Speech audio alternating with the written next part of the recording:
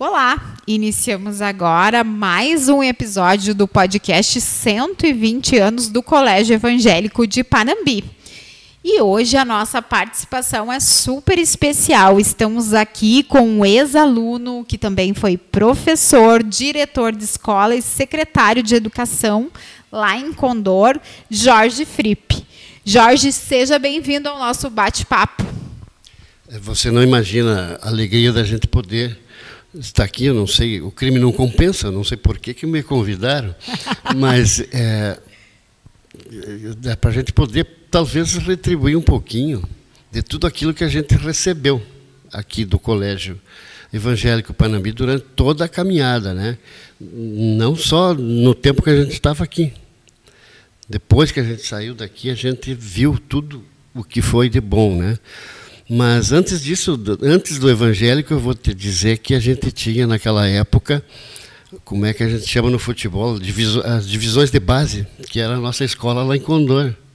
A Escola Sinodal 7 de Setembro, com o professor Reinoldo Fuch, que ele nos preparava para vir para cá.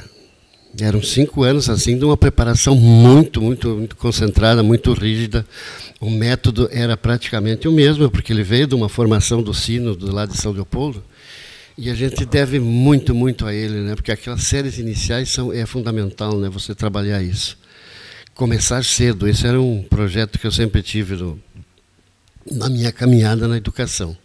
Gostei muito da fala do presidente aqui, que ele falou muito em projeto político-pedagógico. A gente nem usava esses termos naquela época, mas hoje a gente sabe que eles faziam tudo aquilo já naquela época, sem ter essa conotação muito acadêmica de hoje, mas funcionava, e funcionou muito bem.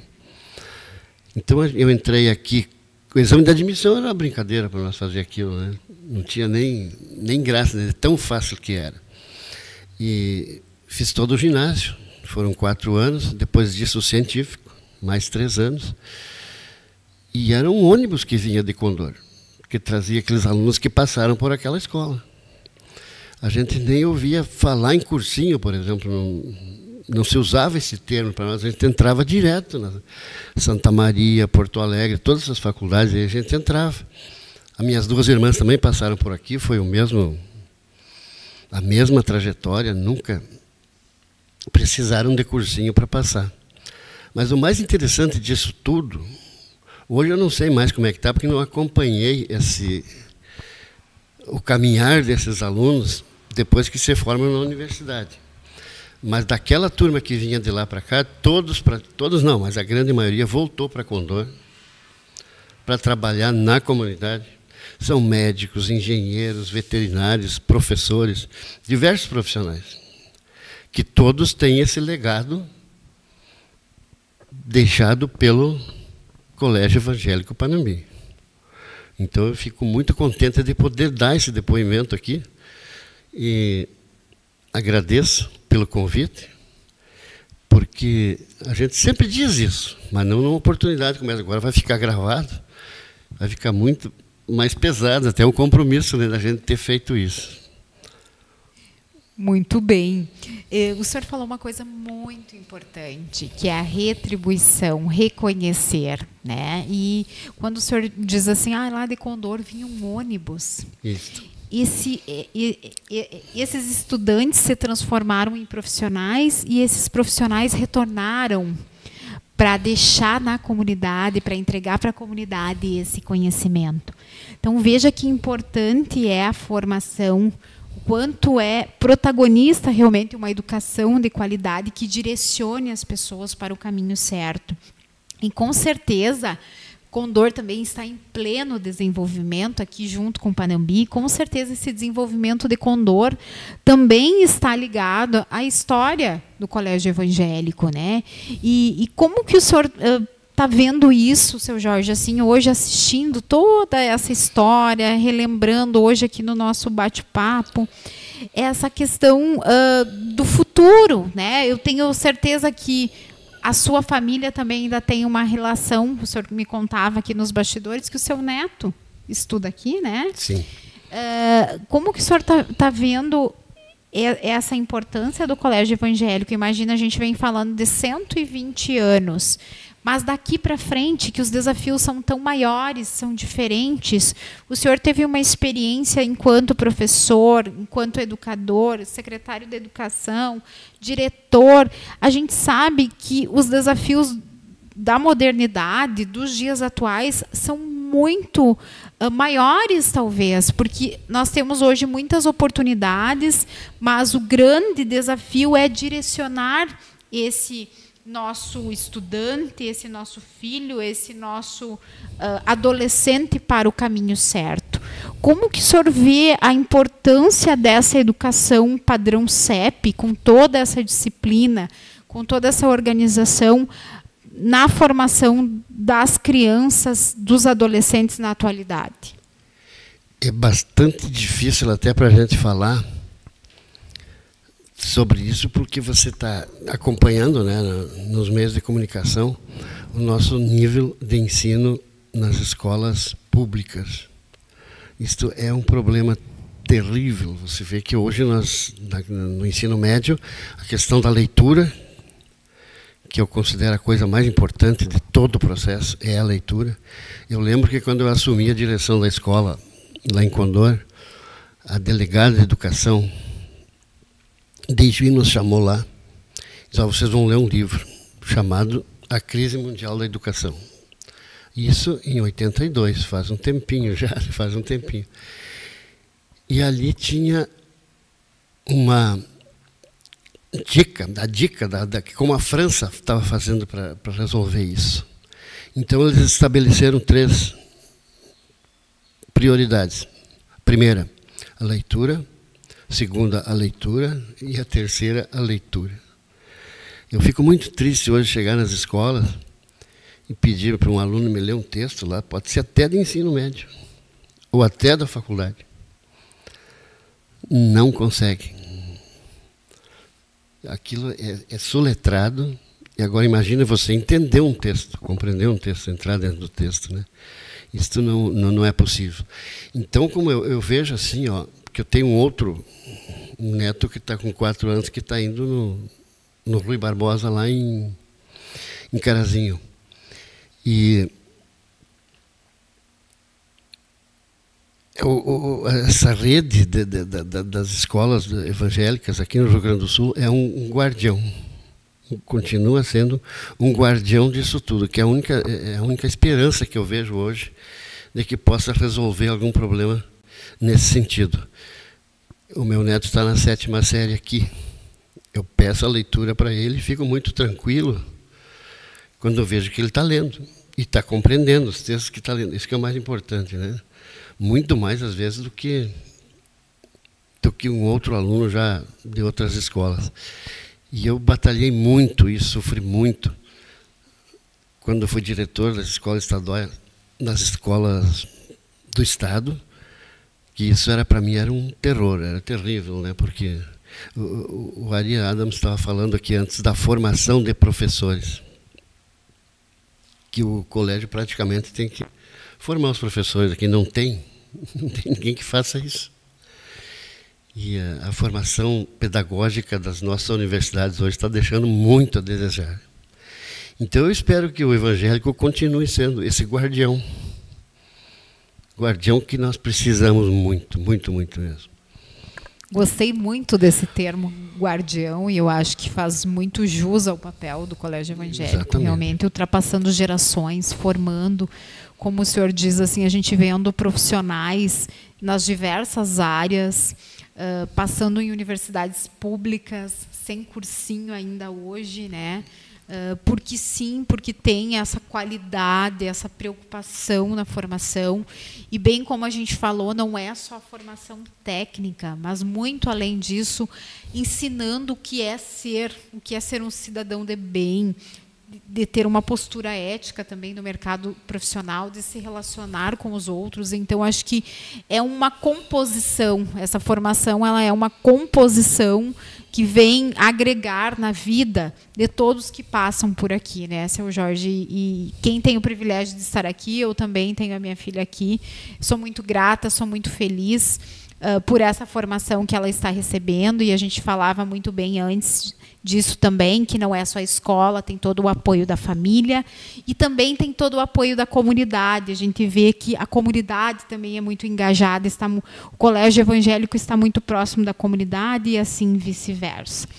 Mas como o senhor se sente, seu Jorge, olhando para trás, todos esses anos, né, estando aqui no colégio evangélico, construindo essa trajetória na sua vida profissional, que o senhor também levou essa inspiração um pouco daqui, depois formando os seus filhos, agora os seus netos aqui. Como o senhor se sente em relação a esse legado do colégio evangélico, a ter essa oportunidade de ser aluno?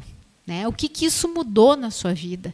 Será que o senhor teria alcançado tudo isso se não fosse o colégio evangélico? Hoje, cada vez tenho mais certeza de que não.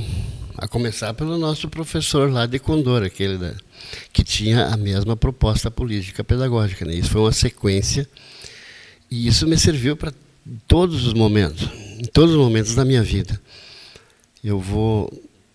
Como eu te falei no início, eu sempre gostei muito de trabalhar com teatro. A minha escola sempre teve grandes grupos de teatro. E andamos por tudo que foi lugar aí no estado, até fora dele, fazendo apresentações. Então, isso para mim foi uma coisa muito, muito bonita, assim, que a gente trabalhava com isso. Eu sempre digo, alguém me pergunta às vezes, né, qual é a tua formação? Eu sou contador de histórias, é só o que eu digo e termino por aí, né? Não tem outra coisa para me acrescentar mais.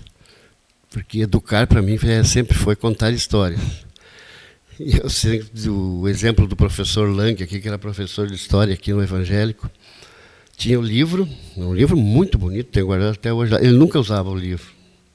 Ele chegava lá na frente e contava a história como se ele estivesse lá na batalha do Peloponeso, como ele estava lá na Grécia, ele estava lá, ele contava a história para nós, aquilo cativava a gente de uma maneira fantástica. Mas tudo o que me serviu daqui, que eu vivenciei aqui, desde a construção de um navio lá na sala de técnicas, lá embaixo, onde hoje é o curso técnico, naquele tempo não tinha aquele curso técnico que tem hoje. Mas nós fabricávamos navio. Pensa, há quantos anos atrás isso? Em 60 e poucos, na década de 60, né? Realmente o colégio evangélico sempre esteve à frente do seu tempo, né? Aí aqueles que tinham um pouquinho mais de recursos fabricavam um avião. Aí para a pista, aqueles aviãozinhos voando lá, tu ficava... E aí a gente não tinha dinheiro para comprar o avião, tu fazia navio, que aquilo tu podia fazer mais fácil, era mais barato. Mas tudo era uma diversão, era bonito, se não for interessante para nós, se não for divertido para nós, não tinha interesse. Tudo era divertido. E os professores, eu nem vou falar neles, porque a maioria já nem existem mais, né? Mas eram fantásticos. Eram fantásticos. E tudo aquilo que a gente aprendeu aqui, a gente levou para o resto da vida e continua levando até hoje. E tenta passar isso para os filhos, para os netos. E eles gostam muito de tudo aquilo que eu falo quando conto as histórias que eu passava aqui.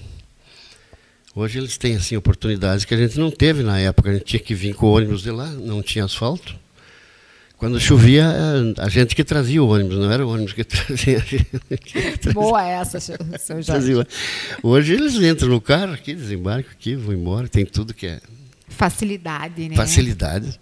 E eu sempre digo, eu dou um braço, daria um braço hoje para ter as oportunidades que eles têm. Olha aquele menino lá com aqueles aparelhos ali, eu não sei nem chegar perto daquilo, né? Mas gostaria de ter a oportunidade que ele teve de aprender aquilo ali, né? Exatamente. E que está mudando o mundo, né? Você vê que a informação hoje, e a tecnologia, e a neurociência e tudo mais, que eu estudo, continuo estudando muito isso, porque eu acho que um professor hoje, se não conhecer como funciona o cérebro de um aluno, ele não consegue dar aula mais.